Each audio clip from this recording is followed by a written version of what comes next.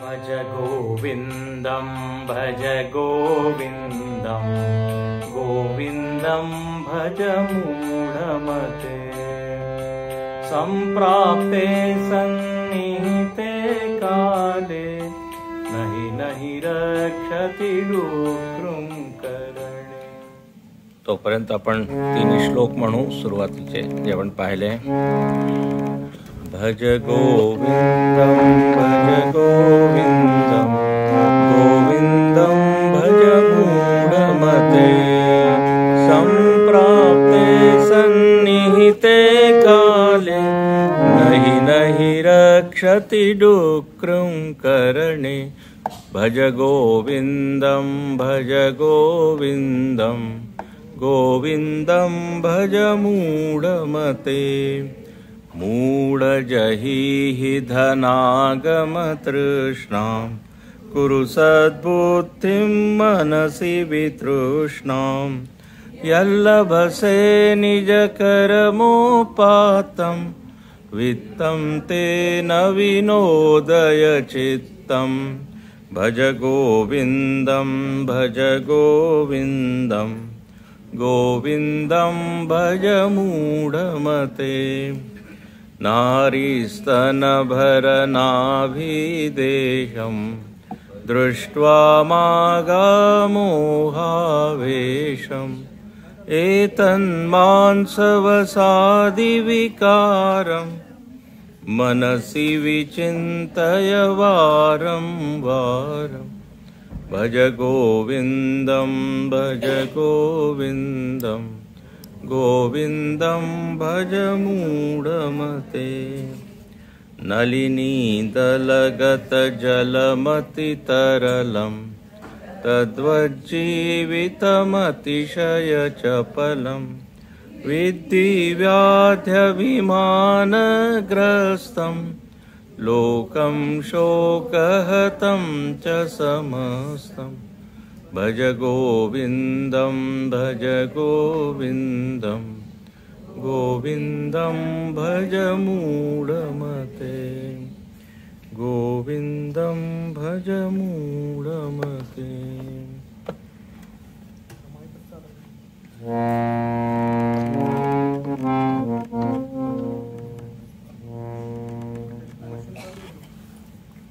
On तर केलं आहे ना, मेन स्विच ऑन आहे ना.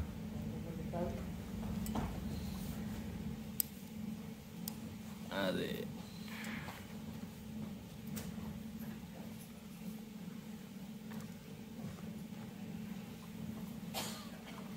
माझा आवाज येतोय का तिथपर्यंत?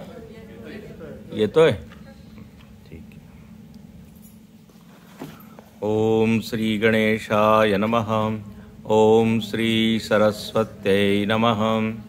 ओम श्री गुरुभ्यो नमः.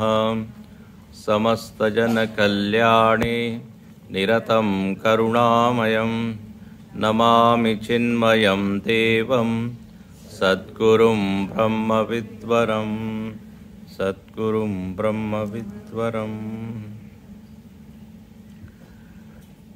भजगोविंदम या पुस्तकामध्ये शंकराचार्यांनी समाजाचं चित्रण केलं आहे.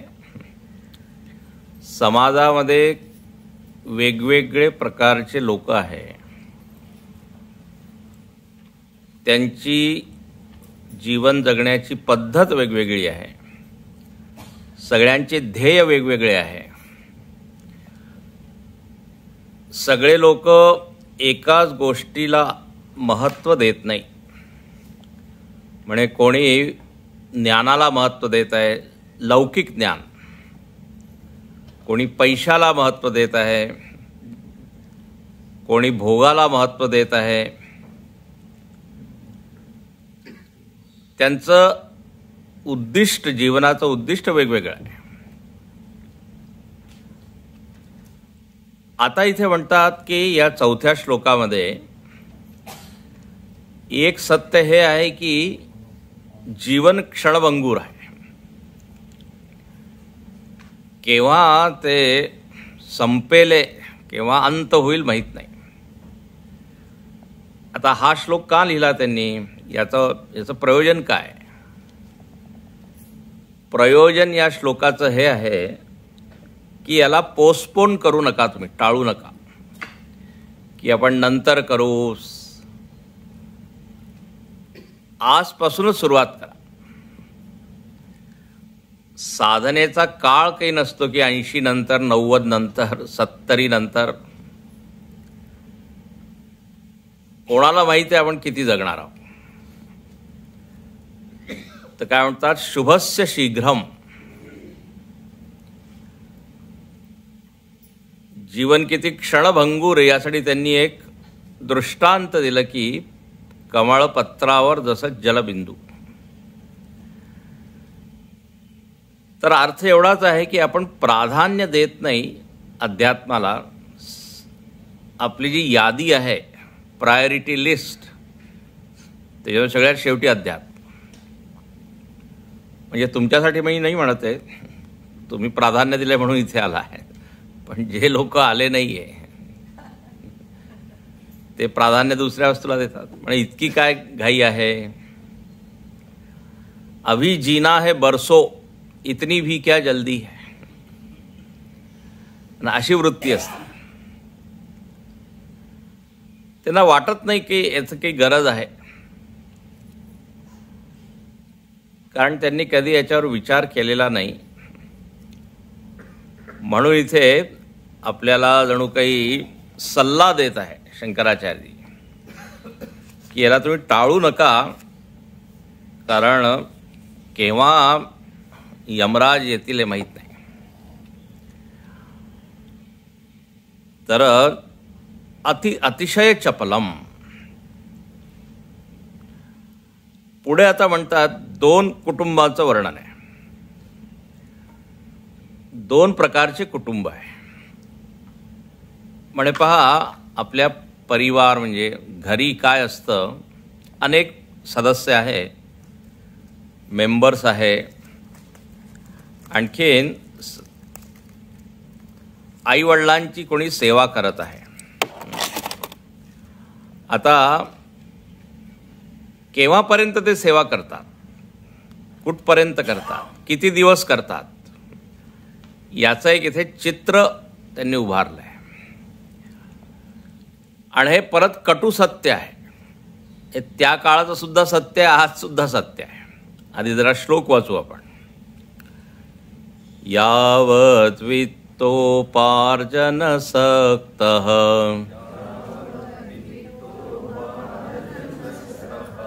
तावन्निज परिवारो रक्तः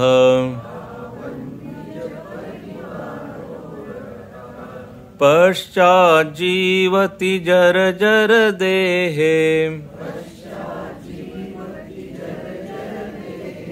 वार्तां कोऽपि न पृच्छति गेहे.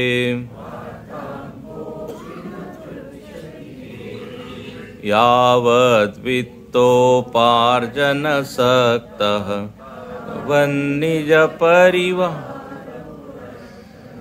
पश्चाज्जीवति जर्जर देहे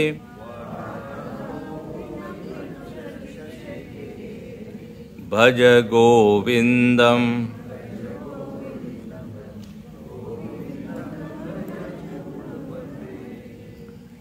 प्रत्येक श्लोकानंतर भज गोविंदम म्हणायचं आहे.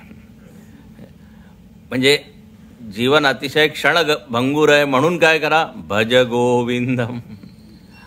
आता इथे वर्णन करतात असं असं आहे म्हणून भज गोविंदम. म्हणे काय आहे जरा सांगा.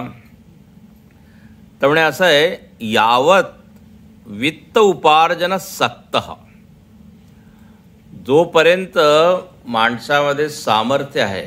अरे याच्यात जीव आला अचानक.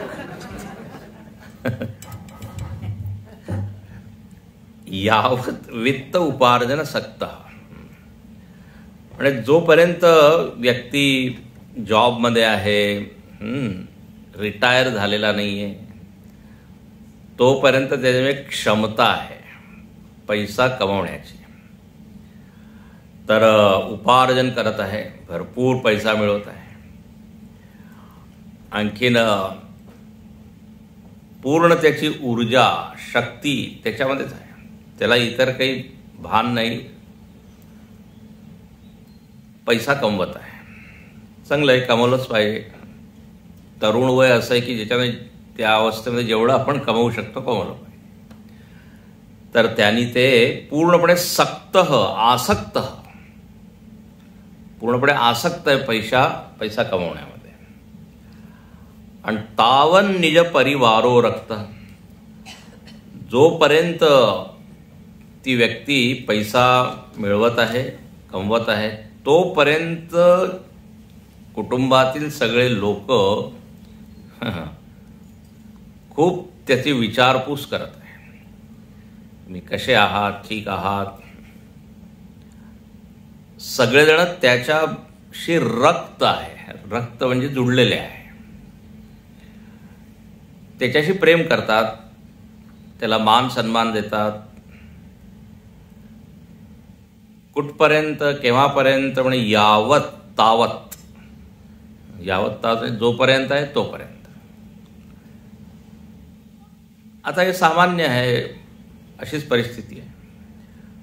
पण आता एक टप्पा येतो आयुष्यामध्ये, एक काळ येतो. काय होतं तर म्हणे आता सेवानिवृत्त, आता म्हणे तुम्ही भरपूर काम केलंय, आता जरा तुम्ही विश्रांती घ्या, घरी बसा. 60 नंतर 60, 65. आता काय होतं तर म्हणे पश्चात जीवती, तो जगत आहे, कारण नोकरी गेल्याबरोबर तो मरत नाही, जगत आहे. आणि आता जरा अवस्था आली आहे, जर्जर देहे. जरा अवस्था म्हणजे वृद्धावस्था, वृद्धापकाळ. अनेक वेळा मी सांगतो, जरा अवस्था म्हणजे हिंदीमध्ये म्हणतात अब आपकी आयु जरासी बची है, त्याला म्हणतात जरा अवस्था. तर म्हणे आता शरीरामध्ये ती शक्ती राहिलेली नाही. आता परस्वाधीन तो झाला. नीट चालता येत नाही, नीट पाहता येत नाही, ऐकता येत नाही. सगळ्या फॅकल्टीज ज्या आहे आपल्या, फॅकल्टीज म्हणतात, एक इंद्रियांची जी शक्ती आहे, सामर्थ्य आहे, जरयंती तेजा, त्यांचं तेज, शक्ती क्षीण होऊन जाते. आता एक हा असा कठीण काळ आहे की मनामध्ये इच्छा तर भरपूर आहे, पण शरीर साथ देत नाही.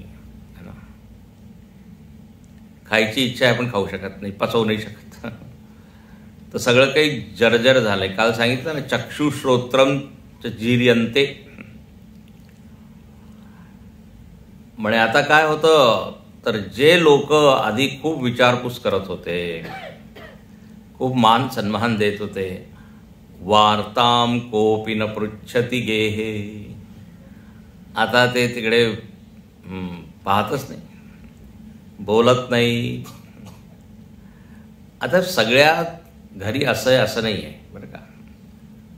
काही घरी आपले जे आजोबा आहे, आजी आहे किंवा आई वडील आहेत, भरपूर छान त्यांचं काय विचारपूस करतात, त्यांची तब्येत सांभाळतात, सगळं काही आणून देतात.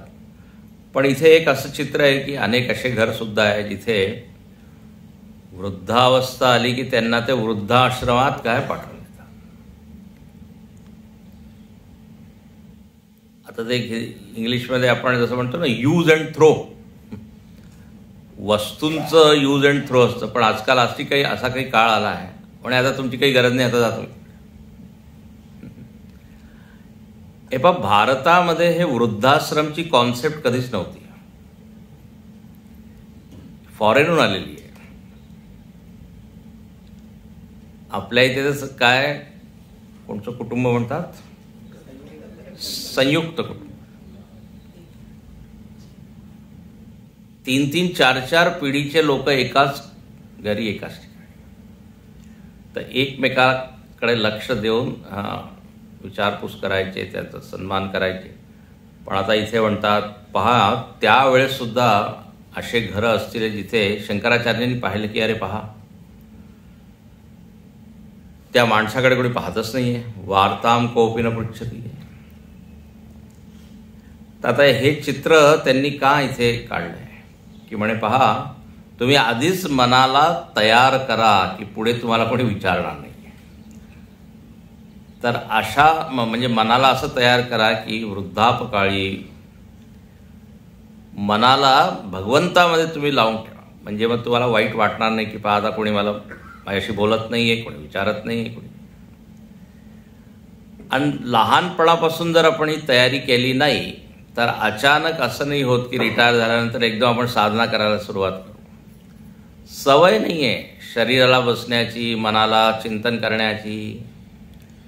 त्यामुळे पहा पहा असं होईले, कोणी तुम्हाला विचारणार नाही. आता बा इथे म्हणतात जोपर्यंत पैसा आहे तोपर्यंत ते विचारत होते. म्हणजे इथे फार सुंदर एक संकेत काय केलेला आहे की ते तुमच्याशी प्रेम नव्हते करत, ते कशाशी प्रेम करत होते? पैशाशी. आता पैसा नाही आहे म्हणून प्रेम कमी झालं, मी तर आहे ना. तर माझ्याशी प्रेम नव्हतं, माझ्याबरोबर पैसा होता म्हणून प्रेम दाखवत होते. त्यांचं सगळं लक्ष कुठे आहे? पैशात. विलमध्ये काय लिहिलेलं आहे? Will, if there is a will there is a way. ते दुसरा संदर्भ. तर म्हणून जरा याच्यावर विचार करा. भज गोविंदम भज गोविंद. गुरुजींनी एक छान एक उदाहरण दिलं. म्हणे एक असंच कुटुंब होतं, तिथे 3 पिढ्यांचे लोक बरोबर राहायचे. पण हेच की जे आता म्हातारे झाले होते, वयस्कर, त्यांच्याकडे कोणी विचारतच नव्हते त्यांना. म्हणजे साधं जेवणसुद्धा प्रेमाने देत नव्हते. त्यांनी एक घंटी ठेवली होती. घंटी वाजवली की ते म्हातारे 2 जण यायचे, असं ताट तिथे ठेवलंय, घेऊन घ्या. तर 12 वाजता, 8 वाजता. आता एक दिवस काय झालं, ती घंटी वाजलीच नाही, बेल. आता ते शोधत आहे कुठे गेली. तर तो जो नातू होता ना, तो म्हणाला मी लपवून ठेवली आहे. लपवून काय, सांभाळून ठेवली आहे. म्हणे का? म्हणे आई बाबा जेव्हा तुम्ही म्हातारे व्हाल तेव्हा त्याचा उपयोग मी करेन. कळलं का? मुलं जसं पाहतात मग तसंच ते. तर म्हणून इथे म्हणजे घाबरण्याची गोष्ट नाही आहे, पण एक कटू सत्य आहे की लोक वस्तू, पैसा, पद, आपण पाहतो ना, जोपर्यंत तो माणूस पदावर आहे तोपर्यंत खूप सगळे लोक त्याच्या अवती होते. आणि पद गेले कोणी विचारतही नाही. ते स्वामीजींनी एक छान सांगितलं. म्हणे एक पोलीस ऑफिसर होता, आणखीन सगळे जवान लोक म्हणजे ते त्याच्या अधीन जे कोणी कार्यकर्ते होते, एम्प्लॉईज, ते सगळे उभे होते. आणि हा बसला होता खुर्चीवर. आणि एक त्यांचा सेवक केळी साल काढून देत होता. घ्या साहेब. अचानक तो पिऊन आला आणि त्यांनी एक पत्र दिलं. आणि ते ऑफिसर एकदम वाचायला लागले. आणि एकदम त्यांनी वाचलं, ट्रान्सफर झाली. तर तो जो केळी देणारा होता ना, ते केळी स्वतःच त्यांनी खाल्ली. म्हणजे आता त्यांचा ट्रान्सफर झाला, आता त्यांनी द्यायची काही गरज नाही. पण पुढे त्यांनी वाचलं, ट्रान्सफर हो गया राम सिंह पुलिस का. म्हणजे तो देत होता त्याचा, तुला लगेच त्यांनी दिला.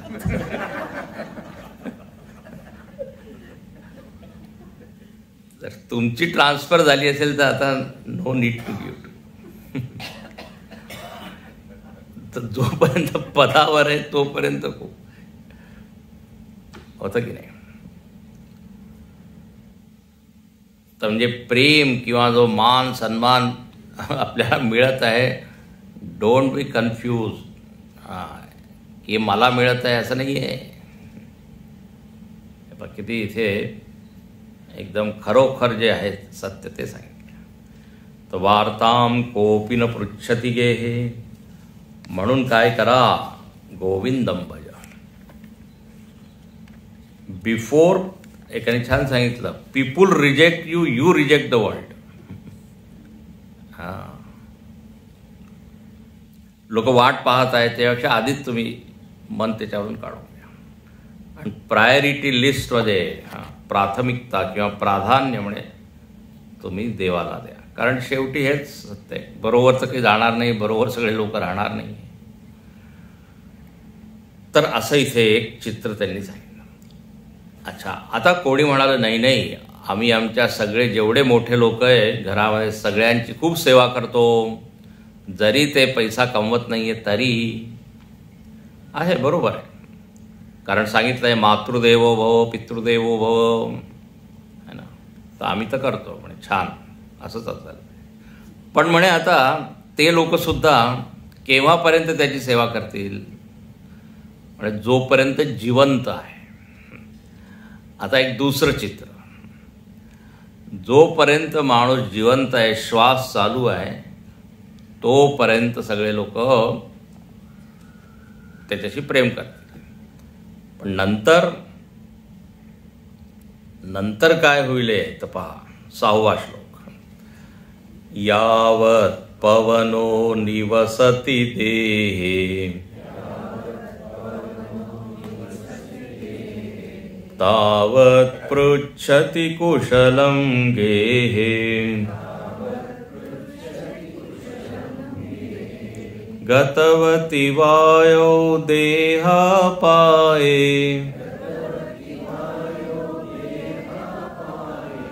भार्या बिभ्यति तस्मिन् काये. यावत् पवनो निवसति गेहे तावत् पृच्छति कुशलं गेहे.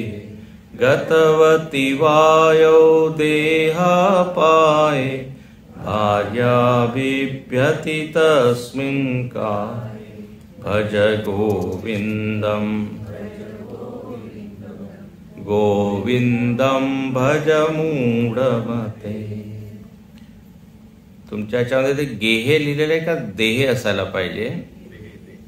यावत पवनो निवसती देहे, काही काही याच्यामध्ये गेहे लिहिलेलं आहे. तर म्हणे पहा, यावत देहे पवनः निवसती, जोपर्यंत या शरीरामध्ये श्वास आहे, प्राण आहे, जीवन चालू आहे, तावत पृच्छति कुशलम, तोपर्यंत सगळे खुशालीची विचारपूस करतात. तब्येत ठीक आहे ना, तुम्हाला भूक लागली आहे का, चहा देऊ का, पाणी देऊ का, सगळं.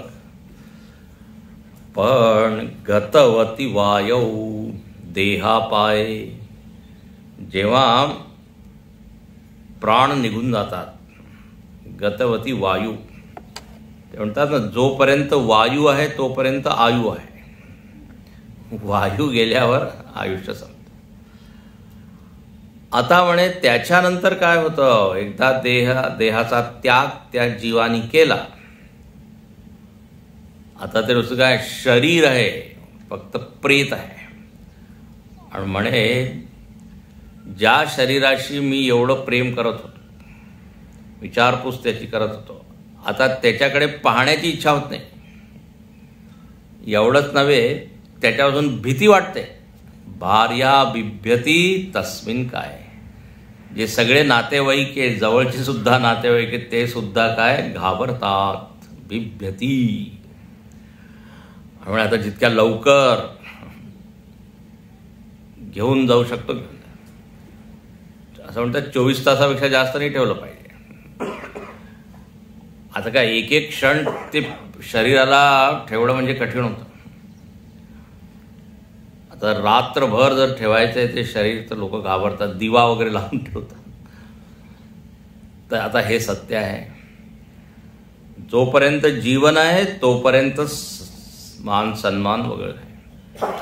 म्हणजे असं आहे की हे शरीर नेहमीच असंच राहील, जिवंत राहील हे नाही आहे. जातस्य हि ध्रुवो मृत्यू, जन्म झालाय तर मरण होईलच. तर आधीच तुम्ही विचार करा की एक दिवस येईल तेव्हा कोणी तुम्हाला विचारणार नाही. विचारणार काय? घाबरते. म्हणून काय, जिवंत असतानाच भज गोविंद. ठीक आहे, लहानपणी नाही केलं तर तरुण वयात सुरू करा. तरुण वयात सुरू नाही केलं तर वृद्धावस्थात सुरू करा, पण करा. ते एका घरी सगळे असे वृद्ध लोक होते, वयस्कर. ती गोष्ट सांगितली.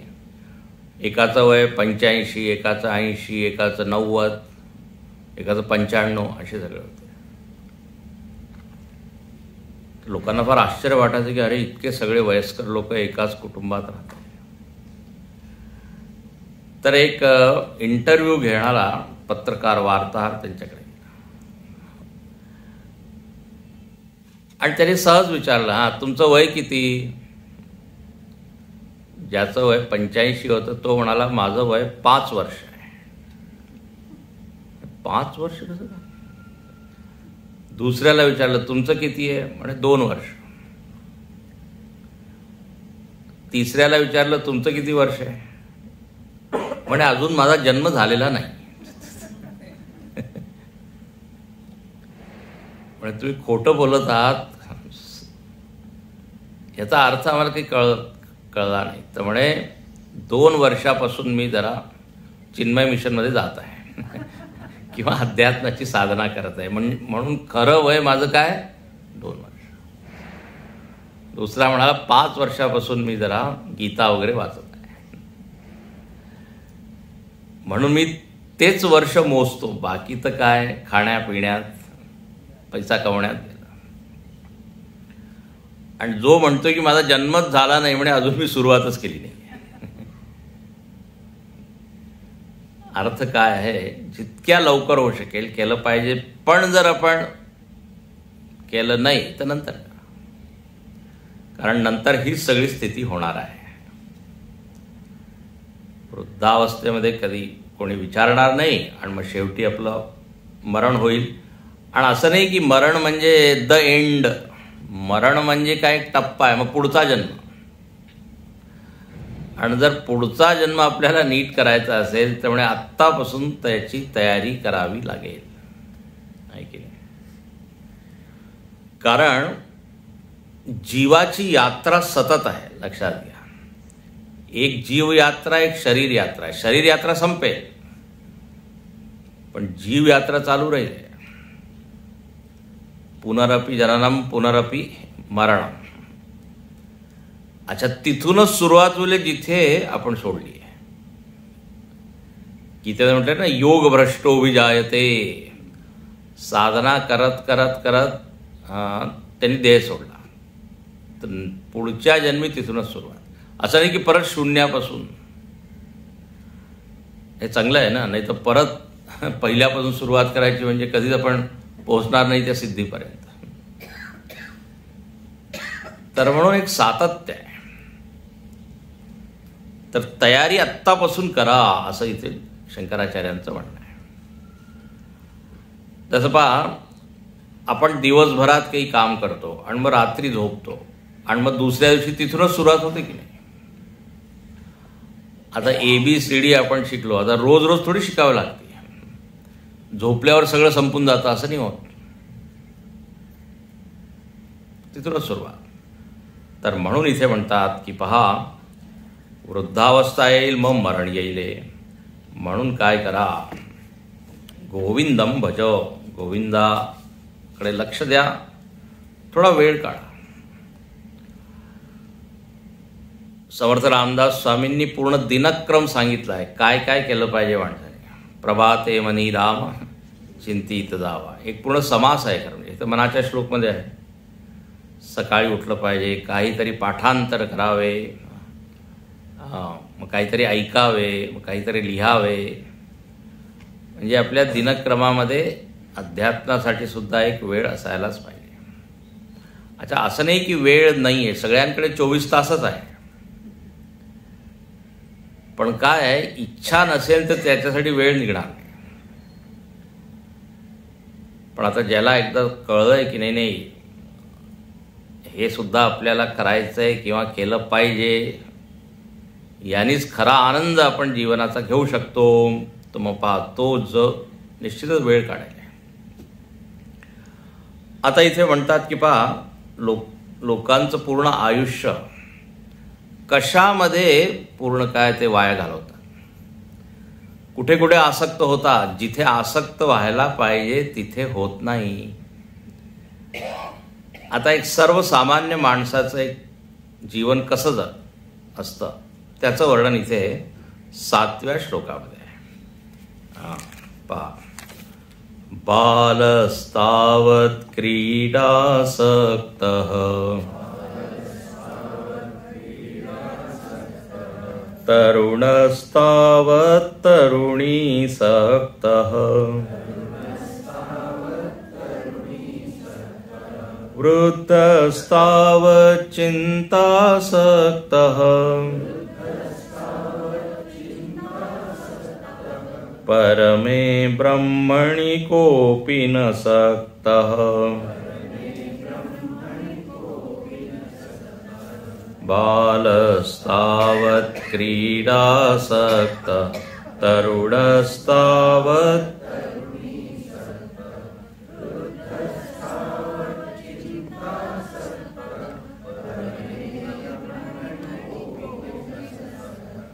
भज गोविंदम भज गोविंदम.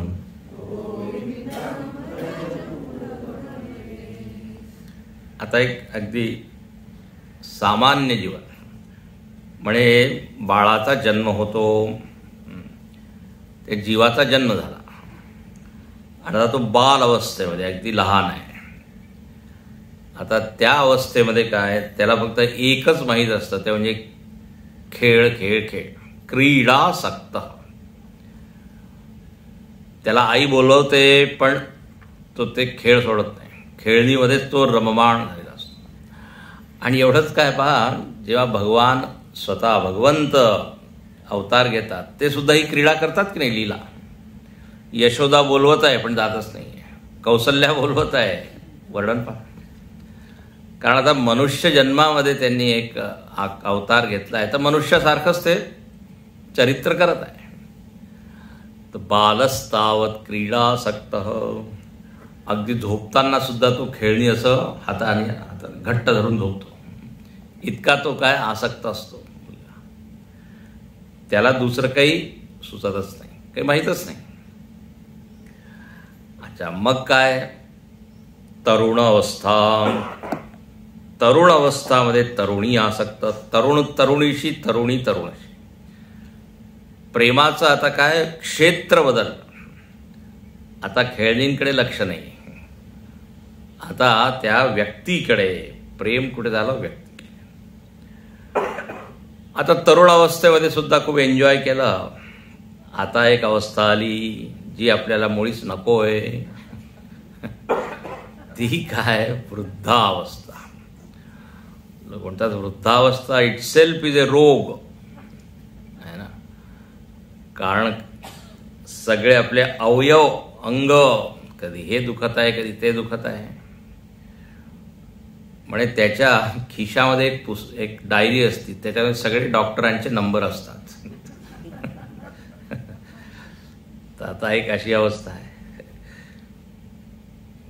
आता या वृद्धावस्थामध्ये काय आहे, त्यामुळे फक्त तो चिंता करतो. आता करण्यासाठी काही उरलं नाही. काही चिंता करत आहे, कुठे काही युद्ध चालू आहे, म्हणजे आता काय होईल अमेरिकेचं, काय होईल दक्षिण कोरियाचं, पूर्ण तो पेपर वाचत आहे. म्हणजे एकही अक्षर आता सोडत नाही, कारण काम तर काही दुसरं नाहीच आहे. पाकिस्तानचं काय होईल, अफगाणिस्तानचं काय होईल, युक्रेनमध्ये आता मिसाईल टाकलंय. चिंतासक्त, जगाची तो चिंता करत आहे. अच्छा, कोणी कोणी घरातली चिंता करत आहे, नातवंडाची चिंता करत आहे, याची चिंता करत आहे. अच्छा, तो काय म्हणतो, पहा मलाच सगळी चिंता करावी लागत आहे, कोणी काळजी करत नाही. तर घरचे लोक म्हणतात की जर एक काम एक व्यक्ती करत आहे तर मग आम्ही का करू ते. तुम्ही एक काम हातात घेतलं, चिंता. तो आला नाही, ती आली नाही, ते असं नाही, हे असं नाही. चालू असतं. तर पहा, एक एक अवस्थेमध्ये एक एक विषयामध्ये आपलं मन काय आसक्त असतं. इथे एक दुसरा पाठभेद सुद्धा आहे. बालस्तावत क्रीडा रक्त, तरुणस्तावत तरुणी रक्त, वृद्धस्तावत चिंता लग्न, आणि परमे ब्रह्मणी कोपी न मग्न, असं सुद्धा आहे.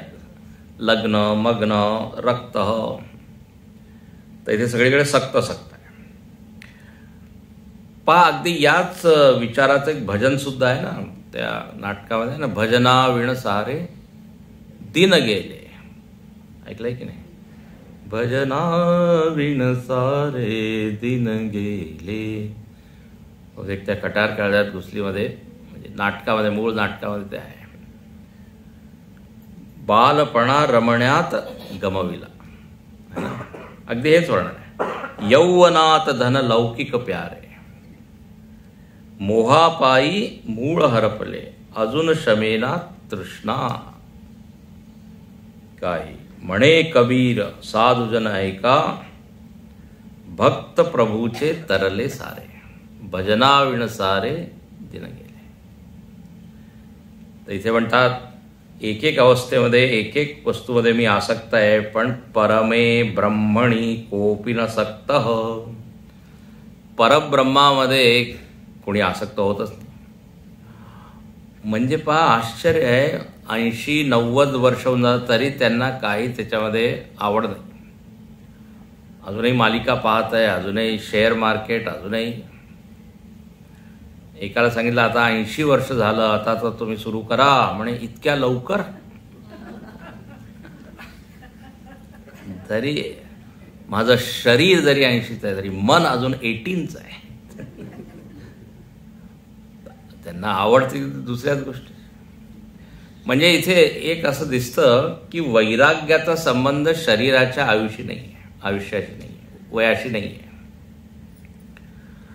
आता बा, शंकराचार्यांना 8 वर्षामध्येच वैराग्याला आणि ते संन्यास घेतला.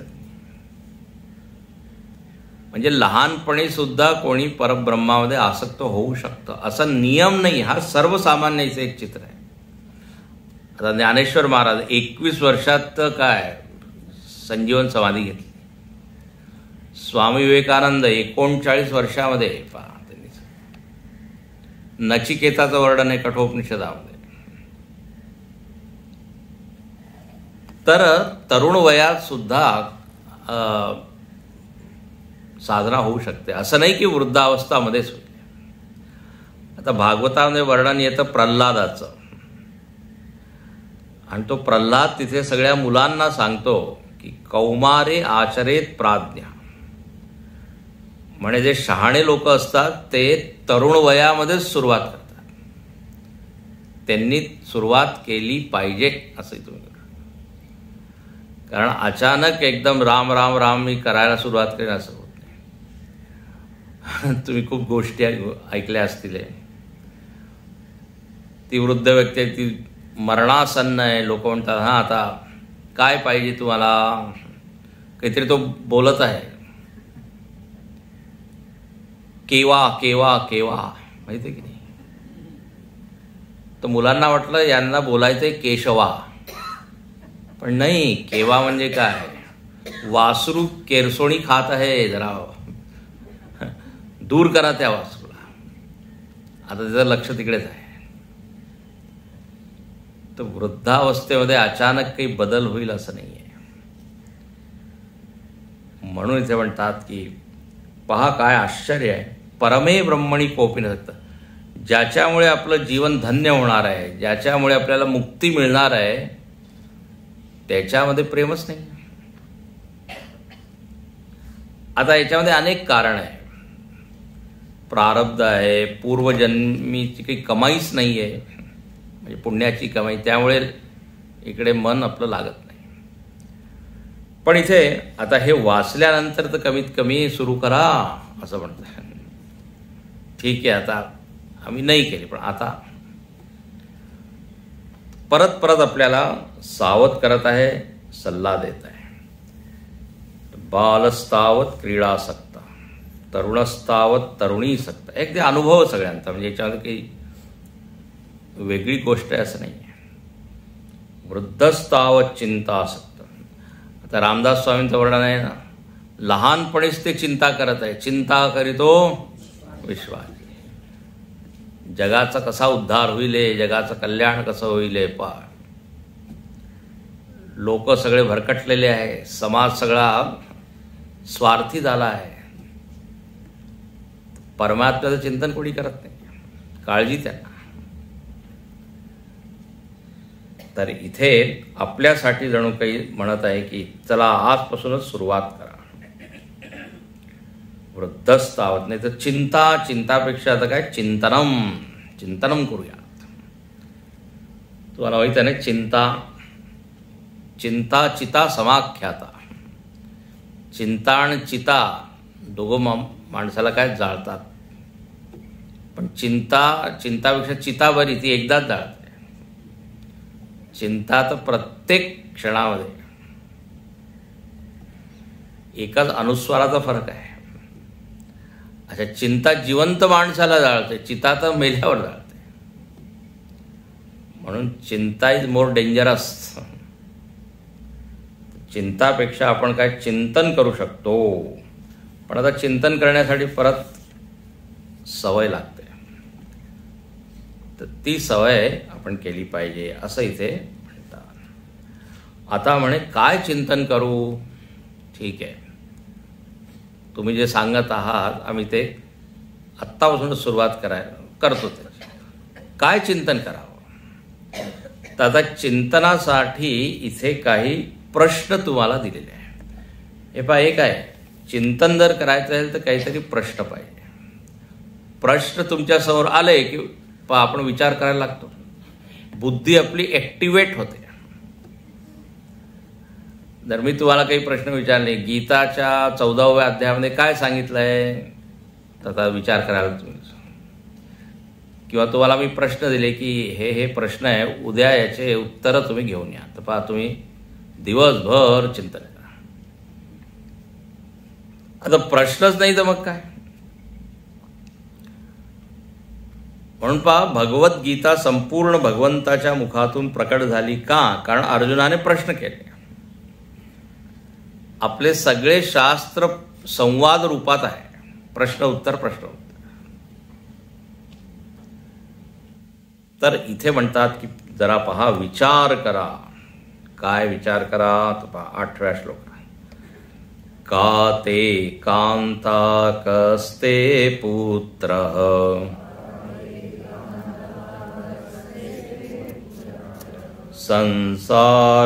संसारोऽयमतीव विचित्रः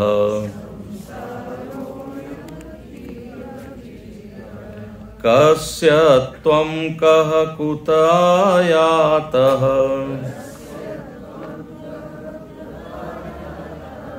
तत्त्वं चिन्तय तदिह भ्रातः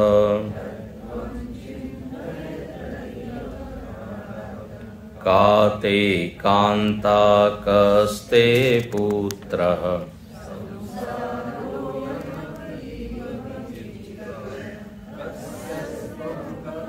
कुत आयातः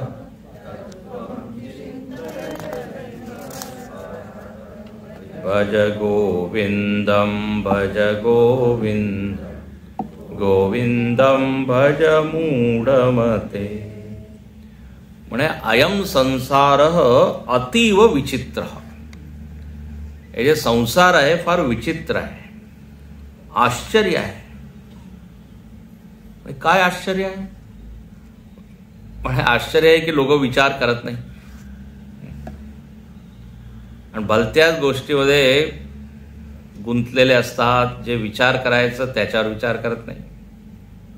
पण काय विचार करावा, तर म्हणजे जरा विचार करा. का ते कांता, तुझी पत्नी कोण आहे याच्यावर विचार करा. म्हणजे एवढं त्यात कठीण काय, माझी पत्नी माझ्याजवळ बसली आहे.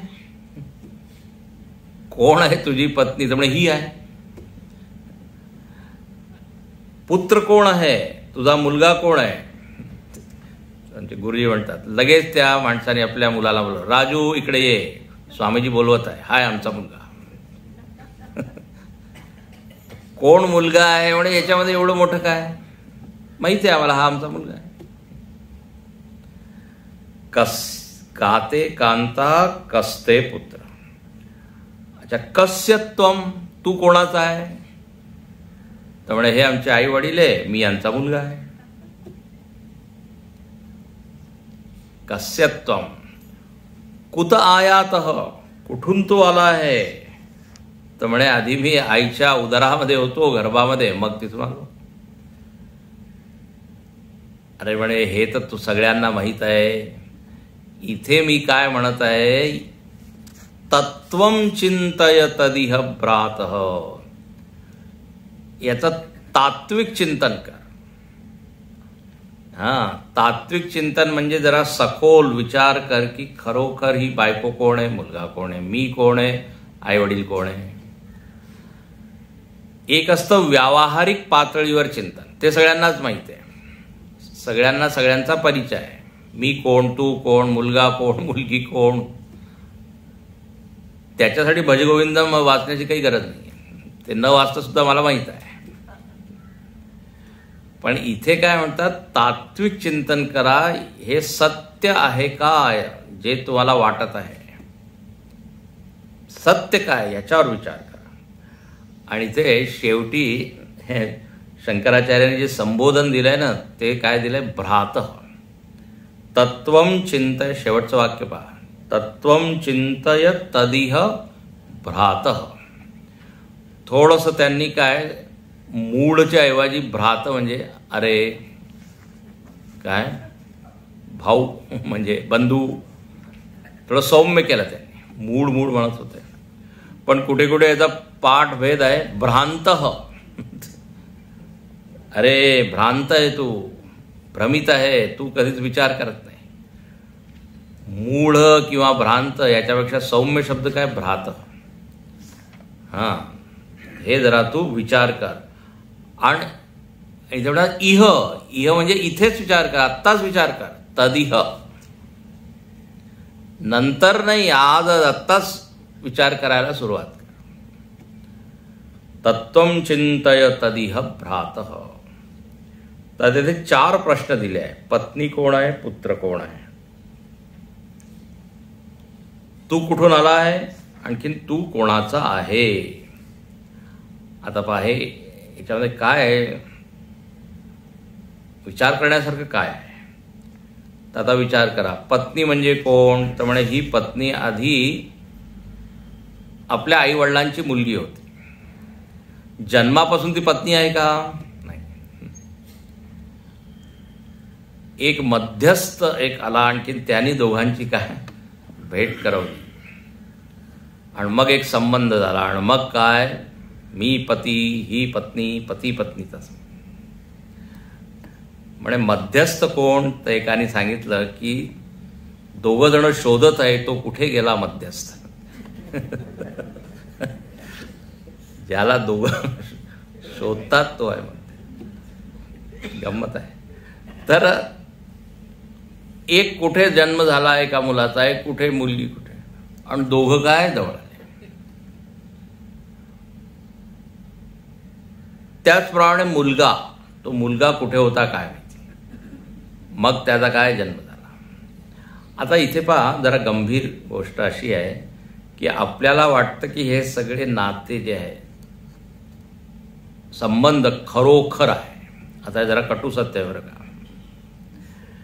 हे जीव जीवाचा कधीच संबंधी नसतो, लक्षात घ्या. शरीरामुळे हा संबंध उत्पन्न होतो. सगळ्या जीवांची स्वतंत्र एक यात्रा आहे, प्रवास आहे. पण असं प्रारब्ध सगळ्यांचं जुळून आलं, त्यामुळे 4 जीव एकाच कुटुंबामध्ये आले. प्रारब्ध संपलं की आपापल्या यात्रेमध्ये तो निघून जातो. तसं ट्रेनमध्ये आपण प्रवास करत आहोत, कोण येईल आणि किती वेळ आपल्या बरोबर राहील आपल्याला माहीत नाही. त्याचं स्टेशन आलं की तो उतरतो, मग एक नवीन येतो, मग आपणही उतरतो. तर गंमत अशी आहे की पहा, हे सगळे जीव एका कुटुंबामध्ये येतात, त्यांची अशी काही प्रारब्ध आहे. खरोखर कोणी कोणाचं पत्नी नाही, पती नाही, मुलगा नाही. स्वामीजी तुम्ही काय म्हणताय? आता हेच आहे तात्विक चिंतन. अभिमन्यू जो आहे तो अर्जुनाचा मुलगा. म्हणजे जेव्हा त्याचं म्हणजे मरण झालं, अर्जुनाला फारच दुःख होत आहे, माझा मुलगा माझा मुलगा. तर असं म्हणतात भगवंत त्याला घेऊन गेले. अर्जुनाने विचारलं, आता कुठे आहे माझा मुलगा, कुठे आहे? तो रडत असेल आणि माझी आठवण करत असेल. तर भगवंतानी त्याला दाखवलं तर तो चंद्रलोकामध्ये होता आणि तो खेळत होता मस्त आरामात. तो विसरूनही गेला. असंच वर्णन आहे. एक चित्रकेतू राजा होता. भागवतामध्ये चित्रकेतू राजाचा. त्याला मुलगाच नव्हता. अनेक राण्या होत्या पण मुलगाच नव्हता. पण काही कोणत्या ऋषीमुळे त्याला एक मुलगा झाला. आणि त्या ऋषींनी सांगितलं होतं की हा मुलगा तुला सुखही देईल आणि दुःखही देईल एकाच वेळी. आता त्याचा जन्म झाला, तो तरुण झाला, खूप त्याला आनंद आहे चित्रकेतू राय. पण आता काय तरुण वयात त्याचं मरण झालं. आता इतका तो दुःखी झाला, रडू लागला, माझा मुलगा माझा मुलगा. तर म्हणे नारद ऋषी आले. नारद ऋषी म्हणाले की अच्छा, तुला तुझा मुलगा कुठे पाहायचा आहे आणि तुला असं वाटत असेल की तो तुझ्यामुळे फार काय दुःखी असेल किंवा तुझी आठवण करत असेल. तर त्या मुलाकडे तो नारद ऋषी त्याला घेऊन गेले. आणि तो मुलगा आहे त्याला सांगतात की हे तुझे वडील आले आहे, जरा भेट यांना. तर तो म्हणतो कोणत्या जन्माचे वडील आहे? माझे इतके वडील झाले आहे. तेव्हा त्या चित्रकेतूला एकदम शॉकच लागतो. म्हणजे काय आता बा असं आहे, आपले किती आई वडील झाले, किती पती पत्नी झाले, किती मुलं झाले, काही माहिती. आता याच्यावर कधी कोणी विचार करत नाही. एक तर आपल्याला विश्वासच होत नाही की आधी माझा जन्म होता आणि पुढे जन्म होईल. पूर्वजन्म आणखीन पुनर्जन्म. आपल्याला फक्त प्रत्यक्ष जे आहे ते त्याच्यावरच विश्वास आहे. पण इथे तात्विक चिंतन म्हणजे हेच की हा जो माझा जन्म आहे हाच पहिलाच जन्म आहे, शेवटचा जन्म आहे असा नाही. सगळ्या जीवांचे जन्म अनेक वेळा झालेले आहे, अनेक वेळा होत राहतील. बरोबर येतात, बरोबर जातात. ते महाभारतामध्ये एक श्लोक आहे, ते लाकडाचे काय म्हणतात, लॉग उंडके, ओढके ते बरोबर येतात त्या लाटेमुळे. काही वेळ बरोबर राहतात, मग एक दुसरी लाट येते, मग वेगवेगळं. तर असं आहे. म्हणजे जीवाचा संबंध खरोखर कोणा जीवाशी नाही. शरीरामुळे सगळे संबंध आलेले आहे. तर जरा विचार कर, कस्यत्वम कह कुत आयात. पण आता जरा सावध व्हा बरं का. घरी जाऊन आता हू आर यू, तू कोण आहे? आत्ता स्वामींनी सांगितलं व्यवहारामध्ये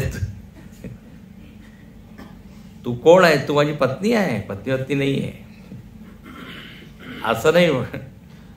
पण आतमध्ये विचार आपल्याला करायचा आहे. म्हणजे यांनी काय होईल, संयोग वियोग. संयोग झाला की सुख, वियोग झाला की दुःख.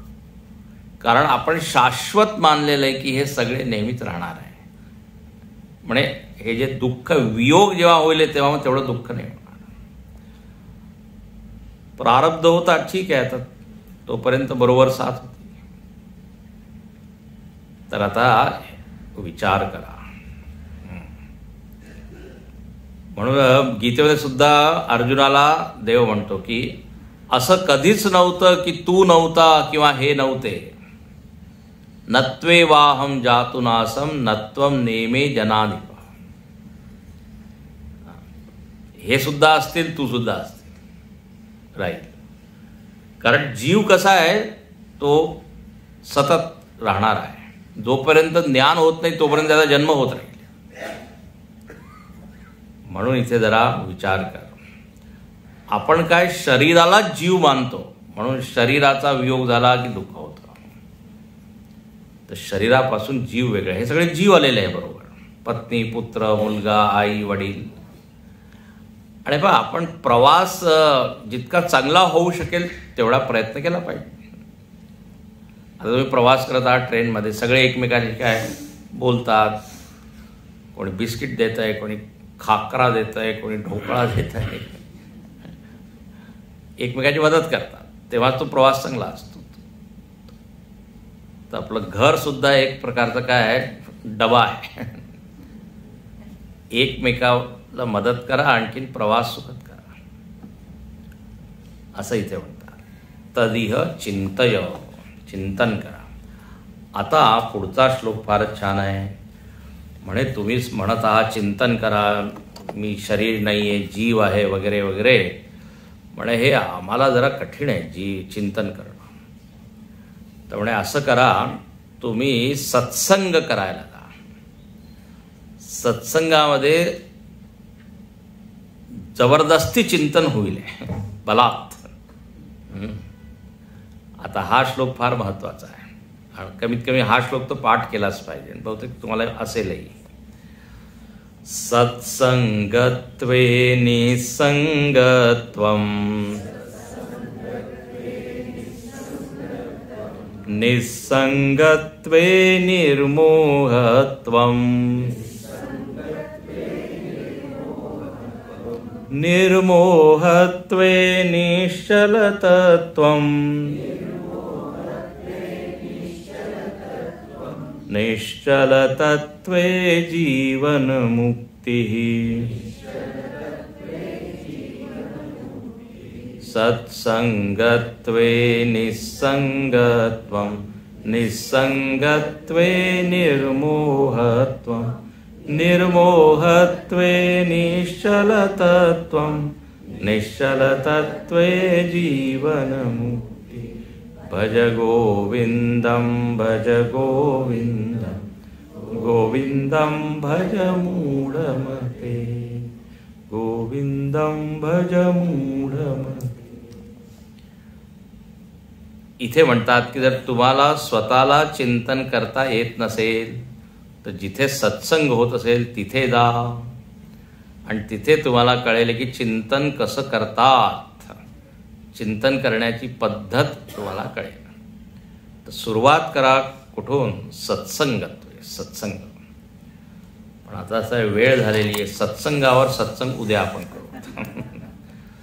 सत्संग केल्याने काय होतं तर आता इथे म्हटलेलं आहे, शेवटचा शब्द पहा, जीवन मुक्ती. सुरुवात सत्संगाने आणि शेवट जीवन मुक्ती. जिवंत असतानाच आपल्याला मुक्ती मिळेल जर आपण सत्संग केला.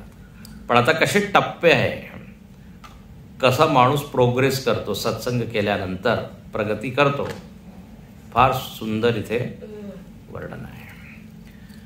ओम पूर्णमद पूर्णमिदं पूर्णात् पूर्णमुदच्यते पूर्णस्य पूर्णमादाय पूर्णमेवावशिष्यते. ओम शांति शांति शांति. निवसति देहे तावत् पृच्छति कुशलं गेहे गतवती वायौ देहापाये भार्या बिभ्यति तस्मिन् काये बालस्तावत् क्रीडासक्तः तरुणस्तावत्